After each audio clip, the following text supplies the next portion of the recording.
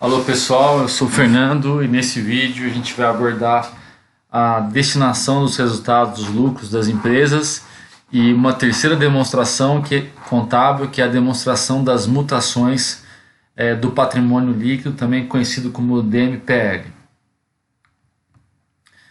A nossa agenda está dividida em 4 grandes partes.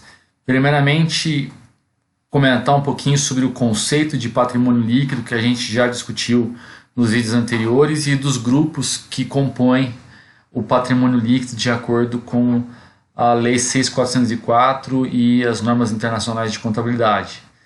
Na sequência, discutir um pouquinho da destinação dos lucros de um dado período, seja pela distribuição de dividendos aos sócios, seja pela retenção nas chamadas reservas de lucros. Na sequência, falar da demonstração das mutações do patrimônio líquido. Como o próprio nome já diz, ela evidencia a mutação, as mudanças que ocorreram no patrimônio líquido de uma entidade em dado período.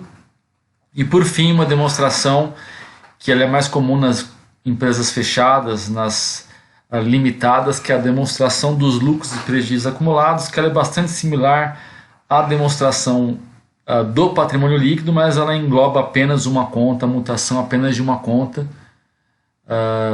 que é justamente a conta de lucros e prejuízos acumulados.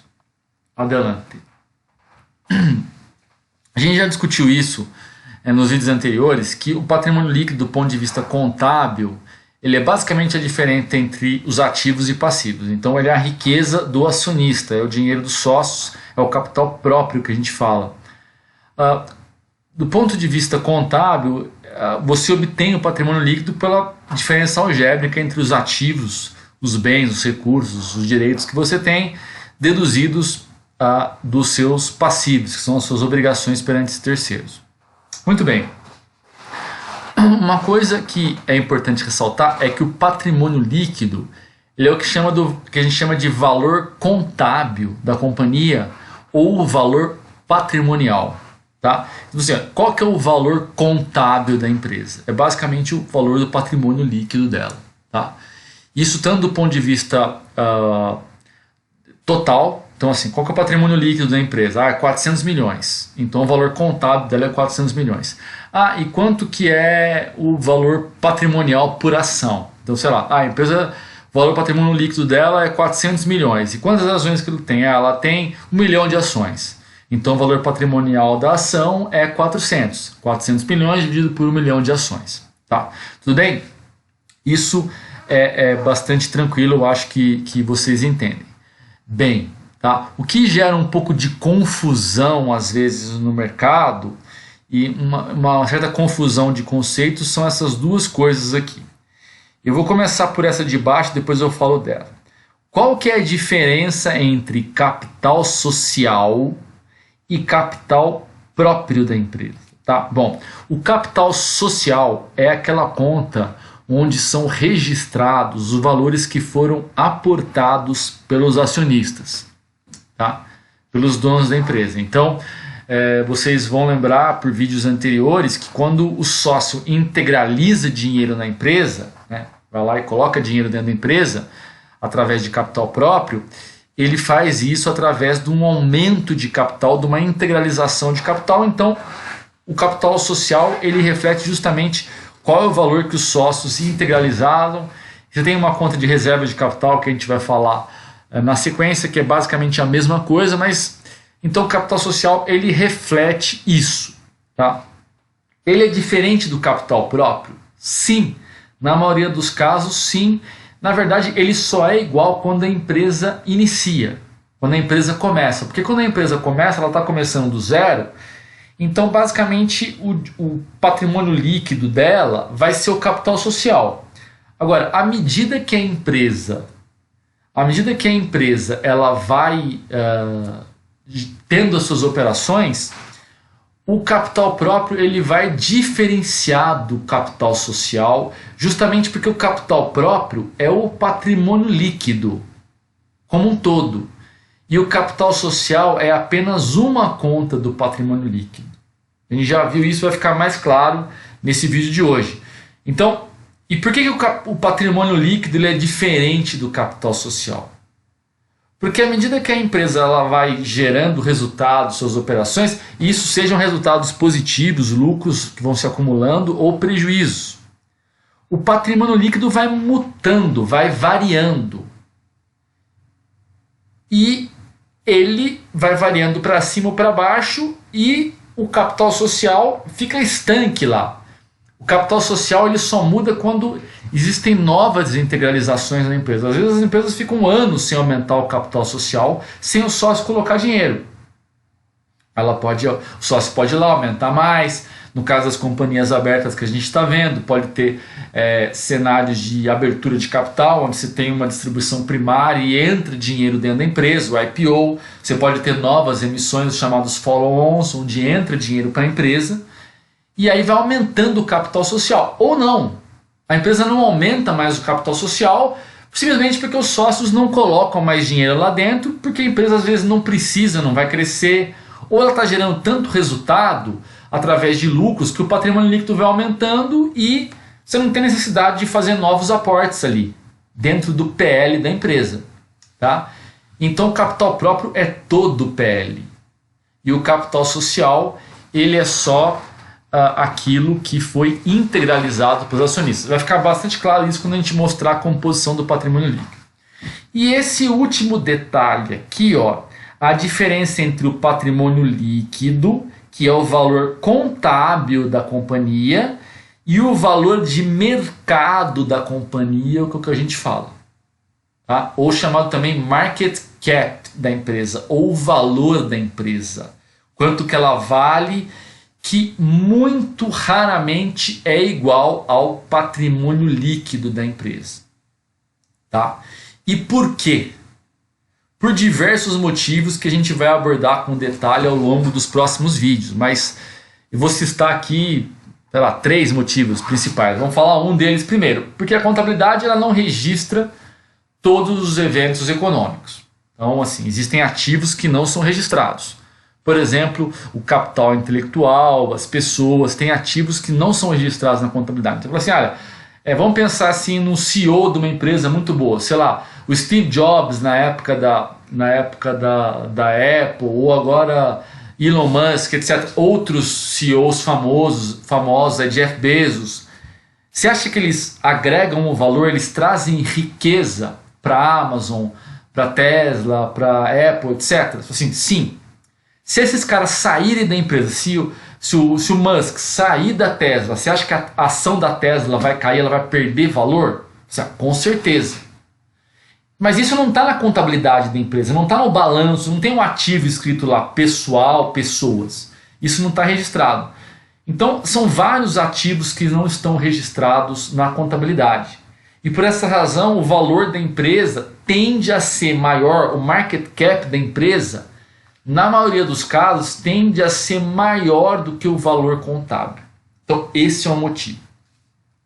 Um segundo motivo, é o que a gente fala, é que o mercado ele tende a precificar a empresa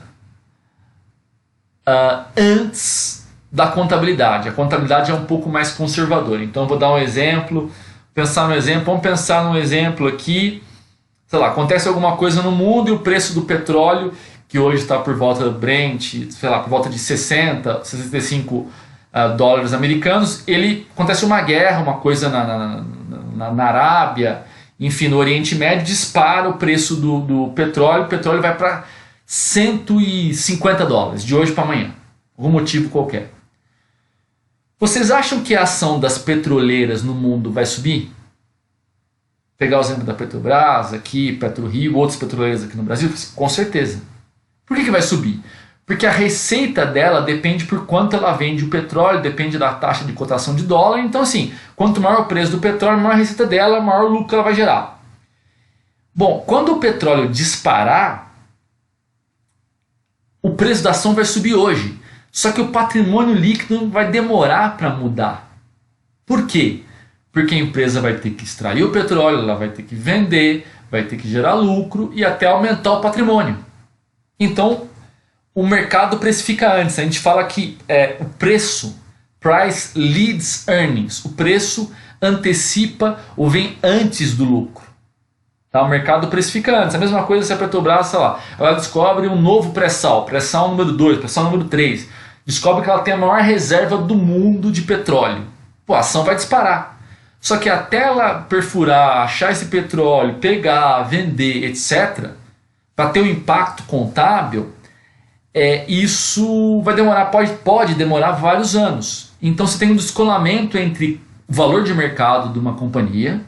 Então, pensando numa empresa em bolsa, é o valor que está sendo negociado as ações dela em bolsa em dado momento, é quanto ela vale, é o valor de mercado dela. Então, se eu quero saber o valor de mercado da Petrobras, eu simplesmente pego quantas ações ela tem em circulação, tá? Então, eu pego as ações que ela tem dois tipos de ações, tem ações ordinárias, ações preferenciais, Petri 3, Petri 4, eu pego isso, multiplico pela cotação que está sendo negociada hoje, então eu pego o dia de hoje, 30 de março, quando fecha a ação da Petrobras? Fecha, sei lá, R$25. Eu multiplico, acho o valor de mercado da companhia, que é chamado market cap. E eu tenho o patrimônio líquido dela, que é o valor contábil. E essas coisas dificilmente se encontram. Geralmente é maior. Mas o valor de mercado pode ser melhor que o patrimônio líquido? Pode. Por diversos motivos. Porque o mercado pode estar enxergando que a empresa vai performar mal no futuro, ter prejuízo, o patrimônio líquido vai diminuir, porque ela está com uma rentabilidade inferior ao esperado, ao custo de captação dela. Depois a gente vai aprofundar isso em vários outros vídeos para vocês entenderem melhor como é que faz o que impacta preço, a questão mais de valuation, tá? Mas o importante vocês entenderem agora é justamente isso, é que existe até um indicador que é justamente o valor de mercado dividido pelo patrimônio líquido, que é o chamado price to book. Porque o valor contábil é chamado de book value, que é o valor de livros da empresa. E o valor de mercado é o valor que ela está sendo negociada, ou o valor de um valuation, quando a empresa é fechada, etc. e tal. Que muito raramente é igual ao patrimônio líquido. Geralmente é maior, em alguns casos pode ser menor, pode ser um momento de crise, pode ser um momento de turnaround na empresa, a empresa pode estar indo muito mal, etc. Isso pode descolar para menor, mas geralmente o valor de mercado tem de ser maior. Por quê? Justamente por aquele primeiro motivo que eu falei, que a contabilidade não reflete todos os ativos e ela não mensura todos os ativos pelo seu valor de mercado ou valor justo. Alguns ativos, por exemplo, são registrados pelo custo de aquisição.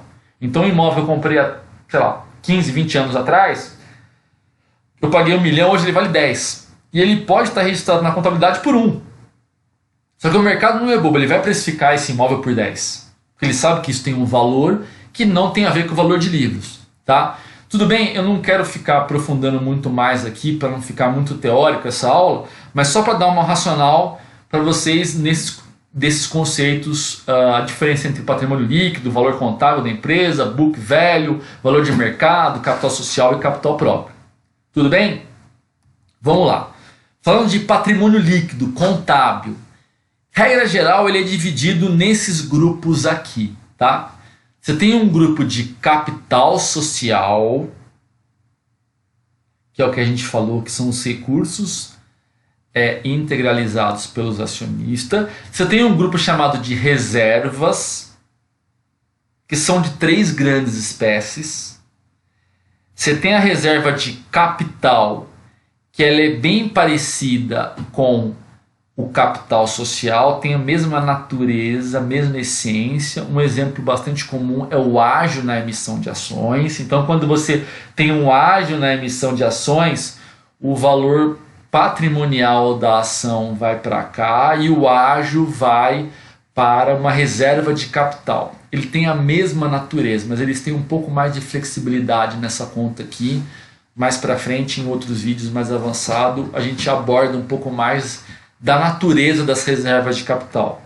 Para esse momento é importante entender que tem basicamente a mesma natureza. Tá? Você tem a reserva de reavaliação de ativos, tá?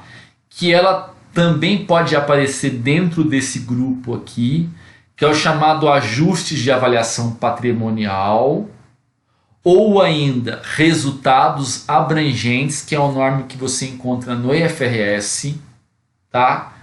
Outros resultados abrangentes, que ela fica dentro do patrimônio líquido, são contas que se referem a itens que não transitam pela DRE e vão diretamente para o patrimônio líquido. Resultados abrangentes ou Comprehensive Income. Então, uma nomenclatura que vocês vão encontrar é chamado OCI, que é o Other Comprehensive Income. OCI, outros resultados abrangentes, ou ajuste de avaliação patrimonial, que é o nome que está na lei. Nas normas internacionais no FRS, vocês vão encontrar no CPC 26 e na IAS 1 o nome outros resultados abrangentes, tá? E a gente vai abordar mais para frente a chamada demonstração do resultado abrangente, que é basicamente isso. São itens que não transitam pela DRE, vão direto para o PL. Alguns deles são depois reciclados para a DRE, tá? Então, o caso da reserva de reavaliação é basicamente quando você reavalia um ativo e joga essa contrapartida dentro do patrimônio líquido, tá? Dentro do patrimônio líquido. O exemplo mais comum é uma reavaliação de ativo imobilizado. Então, você tinha um terreno, ele vale $1 milhão, ele se comprou por $1 milhão, hoje ele vale 10. Você vai, debita esse terreno por 9, aumenta, ele fica valendo 10. E o crédito, essa contrapartida, que seria um ganho, uma receita, em vez de lançar dentro da DRE, ela transitar pelo seu resultado, você lança isso diretamente no seu PL. Tá? Um outro exemplo é o chamado ativo disponível para venda. Tá? Antigo disponível para venda, que agora é marcado a valor justo dentro dos resultados abrangentes, que é o chamado Available for Sale. O antigo Available for Sale, a contrapartida dele é registrada dentro do patrimônio líquido. Tá? Não quero também explorar muito para não confundir vocês, mas são as reservas de reavaliação ou outros resultados abrangentes.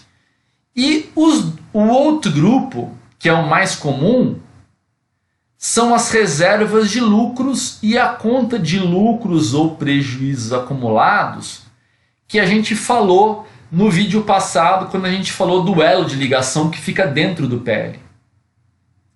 Então, a gente falou que a conta de lucros e prejuízos acumulados, ela é uma conta que liga, que conecta a DRE, que é a movimentação do período, com o balanço patrimonial, que é o saldo. Então, onde é que o resultado do período entra? Ele vai para dentro do PL, vira conta de lucros e prejuízos acumulados. Só que ela é uma conta transitória, ela possui saldo ao longo de um exercício. Vamos pegar, por exemplo, 2020, 2021 agora. Ela vai ter saldo, só que no final de 2021 ela é zerada, de tal forma que o resultado do exercício que entrou em lucros e prejuízos acumulados, ela vai ser basicamente ou distribuído para o acionista na forma de dividendos, ou eles vão virar o quê? Reserva de lucros.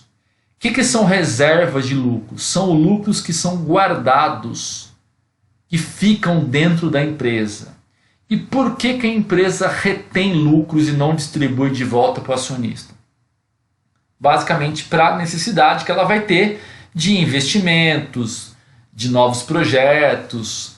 Uma parte ela quer manter para uma eventual contingência que possa ter. A gente vai explorar um pouquinho das reservas de lucro aí na sequência. Tá? Aqui eu trouxe um exemplo do patrimônio líquido e da demonstração do patrimônio líquido da Luiza de 2020 e 2019. Aqui eu peguei só um trecho de 1º de janeiro de 2019 a 31 de janeiro de 2019. Tá? 2020 vem na sequência, eu só cortei aqui, porque a gente não vai falar de DMPL ainda. A gente vai falar disso em alguns 3 ou 4 slides para frente. Por agora, eu quero só abordar o que eu comentei com vocês sobre as espécies de contas que estão dentro do PL. Estão basicamente nessas colunas aqui. Ó. Capital social. O que é o capital social? É o dinheiro que os acionistas colocaram na empresa. Então, quanto que era o capital social da Magazine em 1 de janeiro? Ele era 1,7 bi. Repare que ela fez aqui uma emissão, ela fez um follow-on, colocou 4,3 bi para dentro. Tá? e tem um saldo final. Olha a conta de reservas de capital. Essa conta que eu não falei, esqueci. Mas são as ações em tesouraria, quando a empresa vai e recompra as ações dela no mercado. Quando ela emite ações, o que ela faz? Ela vende ações para os acionistas que dão dinheiro para ela, ela aumenta o capital social dela. Quando ela, ações de tesouraria, ela vai lá e recompra essas ações e traz de volta para ela. Ela vai no mercado e recompra isso. Por que finalidade? Mais para frente, em outros vídeos a gente vai abordar. Basicamente, ela pode estar recomprando para entregar para executivo, em programas de remuneração, de incentivo de longo prazo, chamadas que vocês conhecem stock options. Então ela compra as ações porque ela concede para o executivo direitos de comprar ações por um preço pré-determinado. São calls que eles têm direito de comprar a ação da empresa por um preço pré-estabelecido. Quando os executivos vão e exercem contra a empresa, ela vai lá e entrega essas ações que ela recomprou. Assim ela não precisa aumentar capital. Ou ainda, porque um outro motivo, por exemplo, quando ela acha que a ação está muito desvalorizada no mercado, ela fala, por esse preço eu vou retirar de circulação essa ação. Tá? Isso vai ter impacto nas ações de circulações e na cotação das empresas, a gente discute isso mais para frente. Tá? Então você tem capital social, reserva de capital e ações de tesouraria, que é basicamente a mesma coisa. Ação que a empresa emitiu, aqui e aqui, e a ação que ela recomprou, tá? Em valores. E você vai ter isso em números também de ações, tudo divulgado no nosso aplicativo. Tá? As reservas de lucro. Ó, a principal delas e a mais conhecida é a reserva legal, que é a única obrigatória por lei. Você tem uma reserva de reforço de capital de giro. Você tem a reserva de incentivos fiscais. Tá? E você tem essa conta aqui de dividendo adicional proposto que vai ficar dentro do PL também. É como se fosse uma reserva. Eu vou explicar e vocês vão ver na sequência. Olha, a conta de lucros acumulados. Ó, repara que ela começa com saldo zero e termina com zero. Repara que o lucro líquido do exercício, ó, ele entrou aqui e depois ele foi destinado para a reserva legal, juros sobre capital próprio, que é tipo dividendos, e foi para a reserva de lucro. Ó. Depois a gente vai abordar como é que acontece isso aqui, a mutação interna que vem para cá. Tá? E os ajustes de avaliação patrimonial que a gente falou. Tá? São itens que impactam diretamente o resultado. Ó. Tinha 5,3 bi de ajuste de, milhões, porque é milhares e aqui multiplica por 3 zeros. Então, 5,3 milhões de ajuste de avaliação patrimonial, teve uma redução aqui de 2,1, ficou 3,16. De tal forma que o patrimônio líquido da Magazine é 7 bi em 31 de 12 de 2019.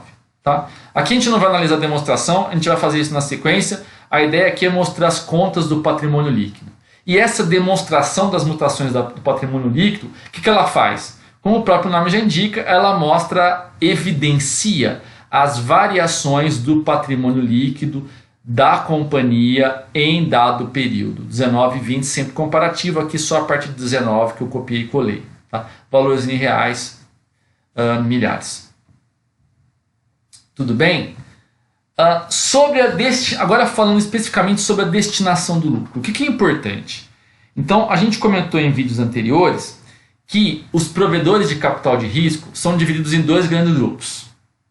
O que a gente chama de debt, ou basicamente dívida, ou capital de terceiros, ou passivo. E o que a gente chama de equity, ou ações, ou capital próprio, que são os acionistas. Como é que o capital de terceiros, os financiadores, os credores são remunerados? Com juros.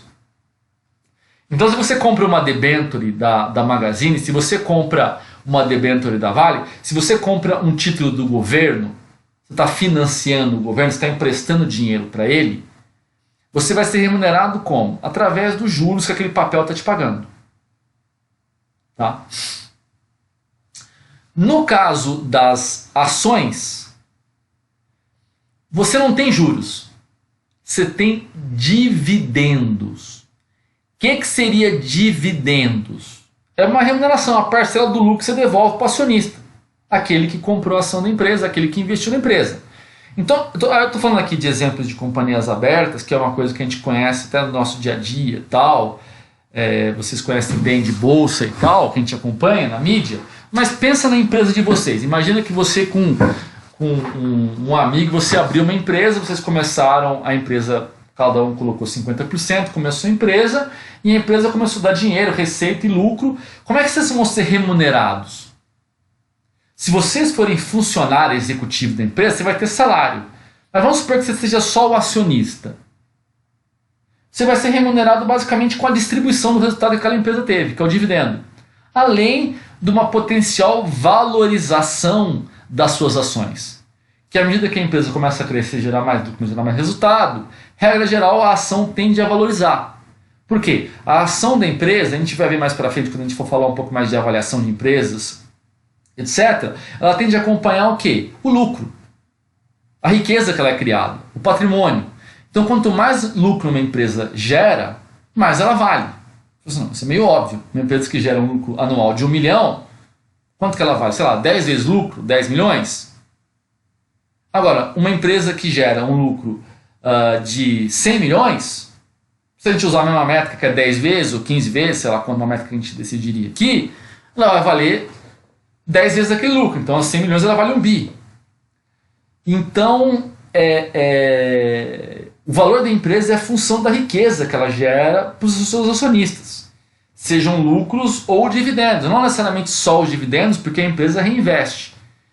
Algumas empresas pagam mais e menos dividendo, a gente vai abordar isso na sequência também.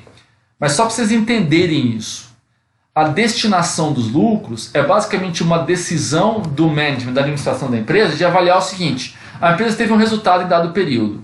Maravilha. O que eu vou fazer com esse resultado? Eu vou distribuir de volta para o acionista ou eu vou aplicá-lo, deixá-lo aqui dentro para a gente crescer mais? Tá? Dito isso, de maneira bem introdutória, sei que eu estou sendo bem generalista, é importante dizer que no cenário nacional, para as sociedades anônimas, de acordo com a Lei 6.404, que a gente já mencionou, existe a figura do dividendo obrigatório. O que significa isso? A empresa pode, tendo lucro num período, ela é meio que quase que obrigada a pagar dividendos. Uma parcela desse lucro tem que voltar para o bolso do acionista. Tá? Tem algumas situações que isso não precisa ocorrer, tem alguns casos especiais, mas por agora é importante vocês entenderem o seguinte: o dividendo obrigatório tem que ser pago. Por quê? Porque ele está na lei e ele está no estatuto da empresa. A empresa vai prever isso. Grande parte das empresas no Brasil, esse montante é 25%. Tá? E aí você tem algumas regras, se o estatuto for omisso, se ele não constar, tem que ser 50%. Houve uma mudança na lei societária, através da lei 10.303 de 2001, e que trouxe esse percentual de 25%, e até por isso, grande parte das empresas no Brasil, as mais antigas principalmente, tem um dividendo obrigatório de 25%. Pode ser menos? Pode. Para as empresas novas, pode. Tem empresa que tem dividendo de 10%, de 5%, de 1%. A empresa vai lá e decide. Mas o que ela decidir que é obrigatório, ela está, em tese, obrigada a pagar. Ela pode pagar mais? Sim, claro. Pode pagar tudo se ela quiser. Todo lucro, em tese, poderia ser distribuído de volta para o acionista. Lucro é o que sobra. A gente teria que ver a capacidade da empresa de reinvestimento, se ela tem esse caixa, se ela vai precisar de dinheiro para capital de giro, para CAPEX, para investimento. Tem uma série de contas que a administração faz para verificar se ela vai distribuir dividendos, se ela precisa pegar dinheiro emprestado no banco, enfim, qual fase que a empresa está, se ela está numa fase mais de crescimento, ela tem que distribuir menos dividendo, se é uma empresa mais sólida, uma coisa mais estável, que ela não tem grandes necessidades de crescimento, de reinvestimento, de CAPEX, ela tende a distribuir mais. Então é uma série de análises que a administração faz para verificar quanto pode ser distribuído de dividendo. Mas o obrigatório, a empresa tem que distribuir. Tá? Essa é uma figura que existe no Brasil. Não são muitos países no mundo que têm a figura do dividendo obrigatório, mas o Brasil é um deles. Dito isso, é importante ressaltar também que os dividendos eles podem ser distribuídos seja pelo lucro desse exercício ou eventualmente lucro de exercícios passados. que eu quero dizer com isso? Às vezes a empresa não distribuiu o lucro ano passado, imagina, não vou distribuir porque teve o Covid, teve muita incerteza. Então ela manteve lá, por precaução. E aí, a partir do momento que a situação começa a melhorar, ela pode distribuir o dividendo. Não só desse exercício, do exercício passado também. Ela fala, olha, eu realmente decidi não pagar muito esse ano, porque tinha uma incerteza. Eu tive um lucro, eu vou pagar todo o dividendo desse ano e vou pagar também de anos passados. Ou porque eu tinha um plano de investimento, agora eu não vou investir mais. Qualquer motivo que seja, a empresa pode pagar dividendos tanto de lucros do exercício como de lucros de exercícios passados que estão em conta de reserva de lucros ou lucros acumulados. Tá? Você também eventualmente poderia pagar dividendo a título para as ações preferenciais oriundos de reserva de capital. Isso é uma coisa bem específica, tá? É quase como um dividendo fixo, uma natureza quase mais de ação preferencial de dívida, uma natureza quase não de patrimônio, mas de dívida. Um caso específico, mas a lei também prevê essa hipótese. Mas, regra geral, os dividendos são pagos, são parcelas do lucro do exercício ou do lucro de exercícios passados que não foram pagos, que estão no lucros acumulados, que a companhia decide pagar. Tá? E eu quero trazer também uns conceitos que vocês vão ver bastante na prática aí, que é o chamado dividend payout e o dividend por ação e o dividend yield. Tá? O que é o chamado payout da empresa? Como o próprio nome já diz, o payout é a proporção do lucro que a empresa está pagando. Então vamos pegar esse exemplo aqui. A empresa teve um lucro de 1.000, dado o período. Se ela pagou 300, o dividend payout foi 30%, que é o 300 por 10. O que é o dividend payout? É a proporção do lucro que eu paguei e estou pagando. No limite pode até ser 95, porque tem reserva legal que é obrigatória, mas no limite, se você já construiu reserva legal, já tem saldo, você poderia pagar até 100% do lucro. Tá? Em dado período, às vezes até mais, porque você paga de exercícios passados que a gente falou. O mínimo de payout é obrigatório. Então, se o obrigatório for 25%, você tem que pagar no mínimo de 5% de payout. Tá? O que é o dividendo por ação? O dividendo por ação é basicamente o dividendo que você está distribuindo, nesse caso 300, dividido pelo número de ações. Então vamos imaginar que você tenha 3.000 ações. Então se eu estou distribuindo R$300 de dividendo, tenho 3.000 ações, vai dar 10 centavos de real por ação de dividendos. E por que isso é importante? Quando eu falo assim, a Petrobras vai distribuir 20 bilhões de dividendos, o que significa para a gente? É muito pouco. Não sei. Quantas ações que ela tem? Ela tem 40 bilhões de ações. Opa, então vai dar 50 centavos por ação. Já me dá uma informação mais relevante. Quanto que é por ação? R$2 por ação, 50 centavos por ação. 10 centavos por ação.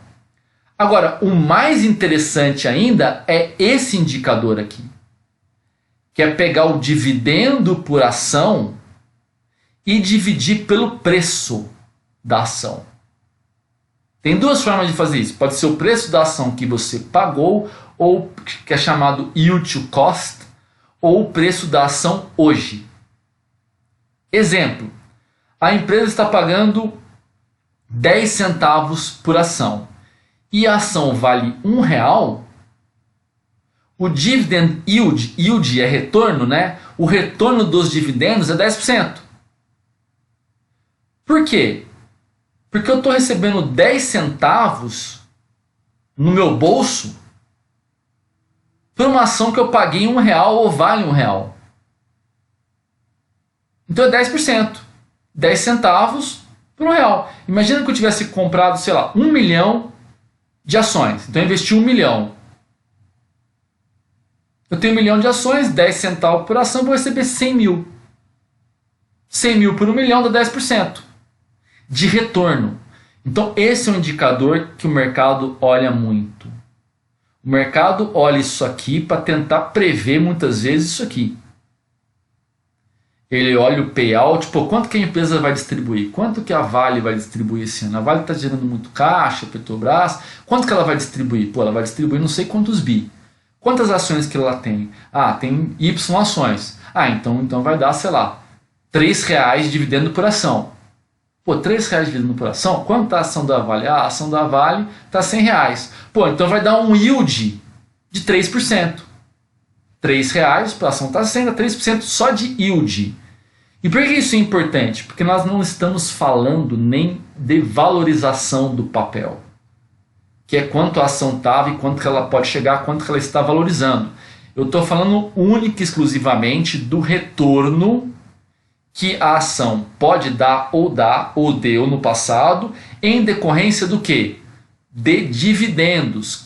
O que seria o dividendo? É a parcela do lucro que eu estou distribuindo de volta para o acionista, que é o dono da empresa. Tudo bem? Isso é uma coisa importante. Eu até trouxe aqui, eu não quis trazer de resultado de mais atuais, até porque, obviamente, vocês sabem, isso aqui não é nenhum tipo de recomendação de investimentos, são vídeos de contabilidade, mas até para a gente comparar no passado como é que era, né, e como é que isso é hoje, mas eu peguei de 2010, ó. Quais foram os maiores yields de 2010? A Eletrobras, velha de guerra, né? Que agora aí está em vias, ou não sei se é em vias, porque o futuro é incerto no Brasil, até o passado é incerto, né? Mas ela teve um yield em 2010 de 30%. Tá? Quem mais? Eletropaulo, Transmissão Paulista, Light, Telemar, Redcar, que não é nem companhia aberta, mas já fechou capital, Cielo, CPFL, Embraer, Banco do Brasil, olha aqui, olha a Eletrobras, 30%, olha o Banco do Brasil, 6,7% só de dividendos ele pagou no ano de 2010. Esses números, obviamente, estão menores agora, mas você imagina num Brasil com uma rentabilidade de renda fixa que caiu muito recentemente, agora começa a ter uma rentabilidade um pouco maior na curva mais longa, os juros abriram, mas olha só quanto que algumas empresas geraram no passado, só de dividendos, sem falar de valorização do papel, que pode ter sido negativo também, o papel pode ter caído, isso aqui é só os dividendos, tá? No ano de 2010. O que é importante foi um pouco do que eu falei. Tem empresas, alguns setores que pagam mais dividendos. E quais são eles? Olha aqui, ó. Olha energia e saneamento.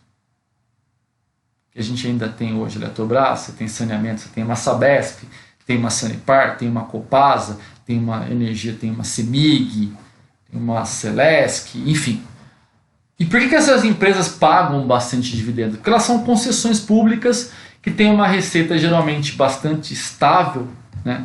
Por exemplo, uma empresa de transmissão, pega uma Taesa, por exemplo, que é uma empresa quase que um reloginho, tem uma receita fixa e garantida, a empresa é quase como um bonde, uma renda fixa, né? Que ela varia muito mais em decorrência das taxas de juros no mercado do que propriamente da sua operação, porque a receita é meio garantida na transmissão.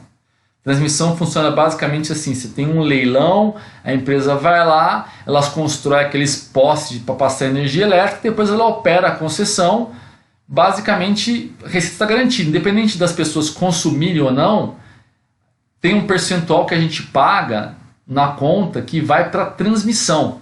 Você tem a geração de energia elétrica, que pode ser eólica, que está mais em moda agora, mas a grande parte da matriz brasileira é na água, né? E você tem a transmissão e a distribuição. E a transmissão ela é um setor bastante estável. Então, o lucro que os caras geram, eles acabam distribuindo. Tá? A mesma coisa, por exemplo, com o setor de telecomunicações, que já é um pouco mais polêmico, né?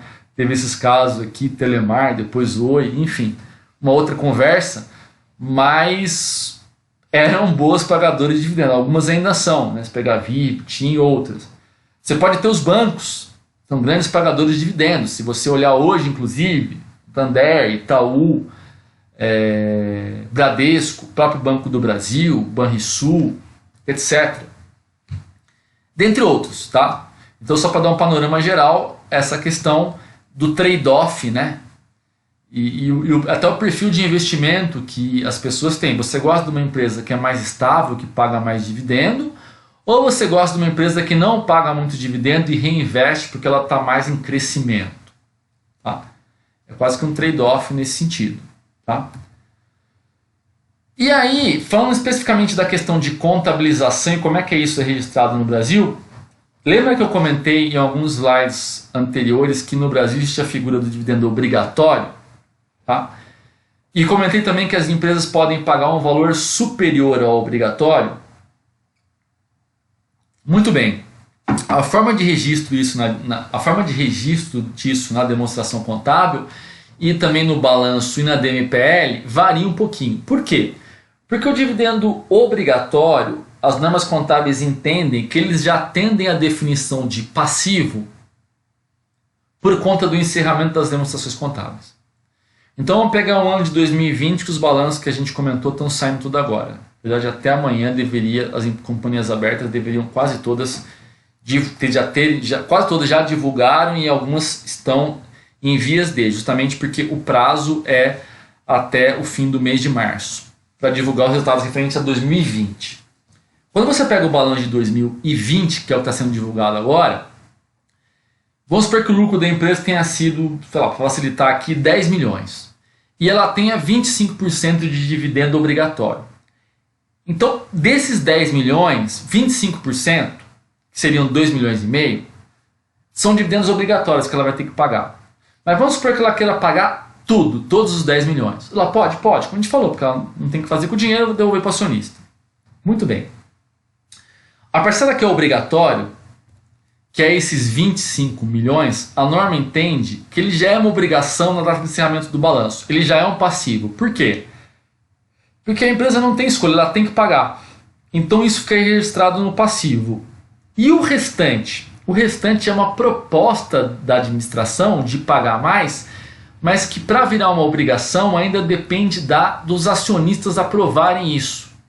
E essa aprovação acontece nas assembleias das empresas, que elas vão aprovar a proposta da administração. Então, em linhas gerais, quais as implicações contábeis disso? O dividendo que é obrigatório fica no passivo, o dividendo que é adicional obrigatório, que é a proposta da administração, ele fica dentro do patrimônio líquido, geralmente numa conta chamada dividendo adicional proposto.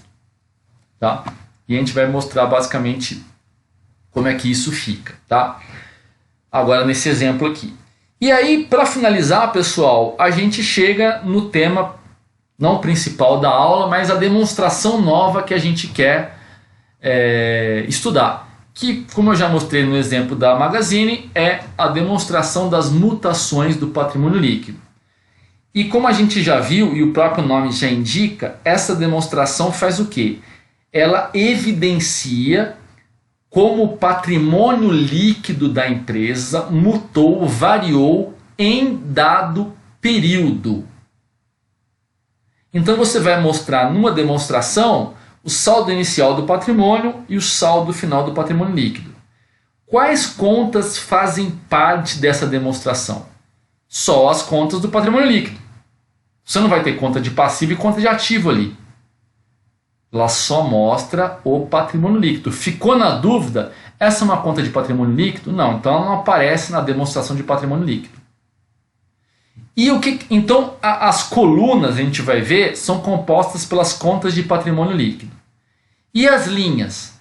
As linhas são os eventos econômicos que impactam o patrimônio líquido. Tá? Isso tem o saldo inicial e o saldo final. A gente já viu da Magazine, vamos ver mais alguns outros exemplos numéricos.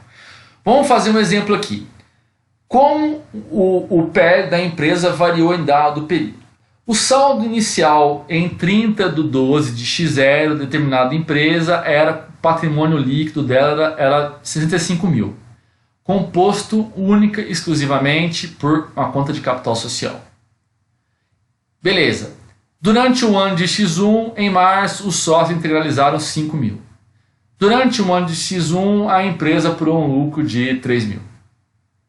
Sendo que deste valor, 5% foi destinado à reserva legal e o restante foi distribuído a título de dividendos ao longo do ano para os acionistas. Pergunta: como fica a DNPL dessa empresa? Vamos ver. Saldo inicial. Lembra que eu comentei? Quais as contas que aparecem nas colunas da DNPL? Só conta de PL. Capital é conta de PL, reserva legal é uma reserva de lucros é conta de PL, lucros acumulados é uma conta transitória que fica no PL e aqui o total. Então eu totalizo aqui, totalizo aqui. Qual que era o saldo inicial que eu falei? Eu falei o saldo inicial era 65 mil composto basicamente por uma única conta que era o capital social. Estava aqui. O saldo inicial era esse. O que aconteceu no exercício? Teve um aumento de capital de 5 mil. Então o capital social saiu de 65, foi para 70. Ele aumentou em 5 mil. O que mais que teve? Lucro líquido do exercício. O lucro líquido não entra em lucros acumulados? Entrou. Ele aumenta o PL, a gente já viu. Então aumento de capital aumentou o PL, lucro líquido aumentou o PL. E você teve o quê? A distribuição de uma parte desse lucro. Uma parte foi distribuída. Quanto? 2.850. Foi pago em dividendos. Quando você paga dividendos, você distribui. Você diminui o patrimônio líquido da empresa. E por que isso? Você tira dinheiro da empresa. Você tira a caixa. Você dá caixa para o acionista e o patrimônio líquido da empresa diminui. Você tira a caixa ali de dentro e o patrimônio diminui. Patrimônio líquido. E de onde que eu tirei isso? Daqui, ó. A empresa teve um lucro de 3 mil, 5% foi mantido em reserva, reserva legal, então 5% de 3 mil a 150, e o restante? O restante foi distribuído para os acionistas. Tá aí. PL inicial 65 mil, PL final 70.150. O que a demonstração das mutações a DMPL evidencia? Como o PL variou. Como é que o PL variou? Começou com 65 mil, terminou com 70, 150. Como é que o capital social variou? O capital social variou da seguinte forma. Tinha 105, aumentei capital, foi para 70. A reserva legal tinha 0, eu usei uma parte do lucro para constituir uma reserva. Ficou 150. Lucros acumulados, começou com 0, com 0. O PL tinha 65, foi para 70, foi para 73, só que eu distribuí dividendos, então ficou com 70, 150. DMPL. É simple as that, pessoal. Tudo bem? Vou trazer alguns exemplos aí. Tá? Antes disso, mostrar um pouco de uma estrutura um pouco mais completa, né? Que vocês vão encontrar mais na prática, mas é basicamente só conta de PL que eu falei aqui, ó. Capital social, reserva de capital, reserva de reavaliação, as reservas de lucro. A gente não vai explorar aqui. O importante, a gente vai fazer alguns exemplos mais para frente. A gente vai abordar basicamente a reserva legal, que é a única obrigatória por lei. Basicamente 5% do lucro líquido sempre ser constituído para reserva legal. Você tem alguns limites que você pode parar de constituir depois, 20% do capital social, ou ela somada com essa reserva de capital, quando der 30% do capital social, você pode parar de constituir. Caso contrário, ela é obrigatória por lei. Então você tem que, no mínimo, 5% do lucro líquido manter na empresa. Tá? Meio que uma garantia para credores e tal. As restantes são opcionais. E as mais comuns são estatutária, para expansão, você tem de contingência, quando algum evento. Depois a gente vai abordar com mais detalhe. E lucros acumulados. Mas repare que todas essas contas aqui são contas de PL. E aqui o que impacta o PL? Ó? Lucros, reversões de reserva, constituição de reserva, dividendos a distribuir. Tem mais detalhes aqui, a gente vai abordando em outros vídeos. Eu não quero trazer muita complexidade, haja vista que é uma aula meio que básica e inaugural de DMPL, tá? O que é importante? Olha lá, contas do PL são as colunas. Só aparece nas colunas o que for conta de PL. E nas linhas? Linhas são as contas que impactam o PL. Então, uma subscrição, um aumento de capital. Aumento de capital social, aumento do PL. O lucro líquido. Vem para lucro acumulado, aumenta o PL. Dividendo. Vem aqui, eu tiro de lucro acumulado, vou lá, dividendo a pagar, pago o dividendo, diminui o PL. Então aqui, nas colunas, contas de PL. Nas linhas, os eventos que impactam o patrimônio líquido. Tudo bem? E aí, pessoal, basicamente isso. A demonstração das mutações do patrimônio líquido, ela é bastante tranquila de preparar, tá? Porque você consegue, através do balanço e da DRE, de algumas outras informações, chegar nessa demonstração, que ela é um substrato, né? Ela evidencia a mutação de apenas um grupo, patrimônio líquido. E por que ela é importante? Porque ela mostra a questão do aumento de capital, a questão das constituições de reserva, a distribuição dos dividendos. Então tem algumas informações que no balanço não ficam tão claras.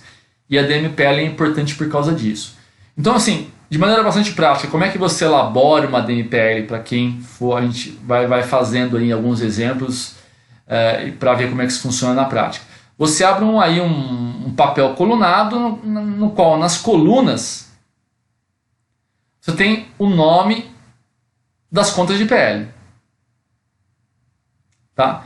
E uma coluna de total. Lembrando que a primeira coluna você guarda para as transações que vão afetar. Então assim, a primeira coluna aqui é as transações que vão afetar. E nas outras colunas as contas de PL. E tem uma coluna de saldo total aqui. Tá? Você começa com o saldo inicial e termina com o saldo final. E aqui você tem a movimentação. É o que eu estou falando aqui. Você coloca o saldo de abertura. Tá? Chega no total inicial. E aí você tem os eventos que vão acontecendo. Cada linha é um evento. Aumento de capital. Tive cada magazine. É ver o lucro. Distribuindo. E depois você totaliza. That's it. Saldo inicial das contas, eventos, saldo final. Tudo bem? Vamos ver mais alguns exemplos. Isso que eu esqueci de falar, mas está nesse slide aqui. Para as companhias fechadas, de capital fechado, ela não é uma demonstração obrigatória, tá? Você pode fazer a DLPA, que a gente vai ver na sequência. A DLPA é basicamente isso aqui, uma demonstração, em vez de ter todas essas colunas aqui, você vai ter só essa coluna aqui. Porque a DLPA é a demonstração dos lucros e prejuízos acumulados. Então é só isso aqui. Então a lei faculta, para quem não é companhia aberta, demonstrar só a DLPA. Quem quiser fazer DMPL pode, mas ela não é obrigatória. Ela é muito melhor, ela é muito mais explicativa. Mas aí tem meio que um waiver, se você é companhia fechada, você faz só essa aqui. Os prejuízos acumulados a gente já viu na sequência. Tá? Então as CIAs fechadas. Abertas não tem choro nem vela. A DMPL é uma demonstração obrigatória. Lembra que a gente apresentou nos vídeos anteriores conjunto completo das demonstrações financeiras de acordo com o CPC 26, com relação com a norma internacional 01 e AS1, que é o Financial Statement Presentation. Ele trata como uma demonstração obrigatória balanço, DRE, DFC e DMPL. E no Brasil, para as companhias abertas, vocês lembram que eu comentei que a DVA também é uma demonstração obrigatória. Tá? Lembrando que no Brasil, mesmo antes do DFRS, para as companhias abertas, a CVM já exigia, através da instrução CVM 59 de 86, a publicação da DMPL. Justamente por causa disso, que ela era muito mais completa. Então, para as companhias abertas, que têm títulos negociados aí, era importante o acionista e os credores ter essa divulgação, ter esse disclosure da DMPL, não apenas da DLPA. Tá? Ela é obrigatória, então, para divulgação para as companhias abertas e alguns outros segmentos. O que não quer dizer que quem não é aberta não deva fazer, não deveria fazer. Pelo contrário. É uma demonstração extremamente interessante que evidencia, traz transparência sobre os resultados da empresa. Tá? E aqui eu trouxe mais uns exemplos. Aqui eu trouxe da DLPA, mas eu trouxe mais alguns exemplos aqui do Face, que a gente tinha falado já. Tá? Então, Face consolidado, né? Statements of Stockholders' Equity. Então, demonstração das mutações do patrimônio líquido. Patrimônio líquido em inglês é stockholder or shareholder equities. Shareholders equities é o patrimônio líquido. Então, Statement of Stockholders Equity é a demonstração das mutações do patrimônio líquido. Em milhões, DMPL.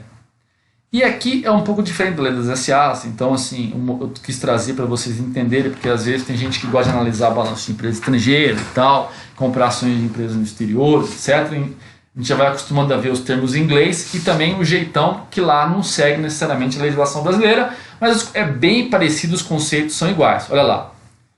Balance, saldo em 31/2/2017. Shares é o capital social, ó. Ações. Tinha 2,9. Tá? Per value, aqui você tem tanto o valor da shares per value, quanto que a gente fala additional paid in capital, que seria similar aqui a nossas reservas de capital, tá? Que é como se fosse um additional paid in, é como se fosse um ágio na emissão de ações, tá? Tudo bem? Então isso aqui seria as contas de capital social e reserva de capital. Retained earnings é lucros acumulados. Lá pode ter saldo, tá? Você tem o saldo inicial, tá? Tem eventos aqui. Olha aqui, ó. Net income, lucro líquido. Saldo final. E você tem aqui, ó, lembra que eu falei Other Comprehensive Income? Que seria outros resultados abrangentes, ou no Brasil também você pode ver com a nomenclatura ajuste de avaliação patrimonial. São aquelas contas que vão direto para o PL. Ó, capital social. Eles não têm reserva lá nos Estados Unidos, pela lei lá, eles jogam tudo em retained earnings, que é lucros acumulados. Acho que o modelo brasileiro é melhor porque ele é mais transparente, você tem que destinar os lucros prejuízos acumulados para as reservas. Outros resultados abrangentes, tá? E total stockholders equity. Saldo inicial, saldo final. Tá aí, ó. DMPL do Facebook. Tá? A gente já tinha visto, deixa eu voltar aqui para de Magazine. Agora vocês vão entender melhor, olha lá. Capital social, reserva de capital, tesouraria, as reservas de lucro que a gente falou, ajuste de avaliação patrimonial, que é outro resultado abrangente, lucros prejuízos acumulados, está aqui, total, saldo inicial, ó, colunas do PL, eventos que impactaram o exercício, emissão de ações, ações adquiridas, recompra, constituição de reserva legal, juros sobre capital próprio, outras reservas de lucro, reserva de incentivo fiscal, reserva de capital de giro, lucro não distribuído, dividendos propostos, ajuste de avaliação patrimonial, aqui entrando aqui, ó, e o saldo final do PL, ó. Saldo inicial do PL da Magazine 2,3 bi, saldo final 7,3 bi. O que foi o que mais impactou? Aumento de capital. Tá? Magazine. Vamos para o Face. Mesma coisa, ó. Mais resumidinho, um modelo mais americano. É comum, às vezes, lá fora, às vezes ser mais resumido, mas depois tem muito disclosure e nota explicativa. Vocês vão lembrar que eu comentei em vídeos anteriores que é fundamental ler as notas explicativas por isso. Porque só analisando assim, como a gente está fazendo aqui a título exemplificativo, você não consegue ter uma visão muito clara. Você tem que entender as transações. O que aconteceu? Ó, que eu falei, Share-Based Compensation, 4B. O que é Share-Based Compensation? É compensação de executivos baseada em ações. É basicamente stock options, que foi pago executivo. Tá? Que é esse Other Comprehensive Income Loss? que é essa perda aqui? É reavaliação negativa em ativos? É às vezes ajuste acumulado de conversão de balanço de moeda estrangeira que vem para cá também? Aqui pode entrar também, por exemplo, a questão de planos de aposentadoria. Eu acho que eles não têm, mas poderia ter, que as reservas atuariais, esse tipo de coisa. Então, assim, não dá para saber. A gente está sendo bem generalista, é mais exemplificativo. Você tem que ler as notas explicativas. Mas o objetivo do vídeo de hoje é só vocês, para quem nunca viu, ver a primeira vez. Pô, DMPL, o que ela mostra? Mutações do patrimônio líquido. Saldo inicial, saldo final, o que impactou. Tá? E por fim, a conta de lucros prejuízos acumulados. Que ela basicamente é igual a DMPL, só que a DMPL ela mostra a variação, a mutação de todas as contas de PL. O lucros prejuízos acumulados é só dessa conta aqui, ó, que é o Retained Earnings. Então ela é muito mais resumida, olha lá. Evidencia as movimentações ocorridas. Quando você publica a DMPL, você não precisa publicar a DLPA. Por quê? A DLPA está contida na DMPL. Por isso que ela é muito mais transparente. Tá? E por isso que ela é obrigatória para companhias abertas e alguns outros setores no Brasil. Mas companhias fechadas, limitadas, às vezes elas publicam a DLPA, que é basicamente isso. Ó. Só uma coluna. Saldo inicial do lucros prejuízos acumulados, saldo final. Só o que impactou, só essa conta. E como é que os lucros prejuízos acumulados são impactados? Ele é aumentado pelo lucro e ele é diminuído pelas transferências dos lucros acumulados para as reservas e pelos dividendos. Estão entendendo? É bem mais simples. Se você entendeu a DMPL, você falou, pô, a DLPA é baba, porque é basicamente só uma coluna. Tudo bem? Pessoal, era isso. Então, nesse vídeo, a gente tratou da destinação do resultado do exercício, falamos de conceito de patrimônio líquido e composição, a questão dos dividendos, da destinação do resultado, enfim, das principais contas do patrimônio líquido. Apresentamos, na sequência, uma breve introdução à demonstração das mutações do patrimônio líquido e, por fim, a demonstração dos lucros e prejuízos acumulados. Obrigado e até o próximo vídeo.